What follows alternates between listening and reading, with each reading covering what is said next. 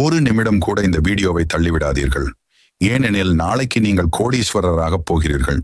அது எப்படி சாத்தியமாகும் என்று நீங்கள் நினைக்கிறீர்களா? முருகனை ஒரு முறை தரிசிக்கிறீர்கள் என்றால் அவருடைய அருள் உங்கள் வாழ்க்கையில் வெற்றியும் செல்வமும் மகிழ்ச்சியும் கொண்டு வரும். முருகன் ஒரு போர் தேவன் மட்டுமல்ல, அவர் அருள் பெற்றவனுக்கு எந்த இடையூறும் தடையாக வராது. சபரிமலைக்கு போனாலும் திருச்செந்தூருக்கு போனாலும் முருகனை நினைத்தாலே கூட மனதில் இருந்த கஷ்டங்கள் அகன்றுவிடும். வாழ்க்கையில் சில சமயம் நம்மால் எதையும் செய்ய முடியாத மாதிரி தோன்றும். அப்போதே முருகனை தியானிக்கவும், ஓம் சரவணபவ என்று சொல்லவும். அந்த ஒரு சொல் உங்களுடைய மனதை வலிமையாக்கும், உங்களுக்குள் இருக்கும் தைரியத்தை எழுப்பும். முருகன் தனது பக்தர்களை ஒருபோதும் கைவிட மாட்டார்.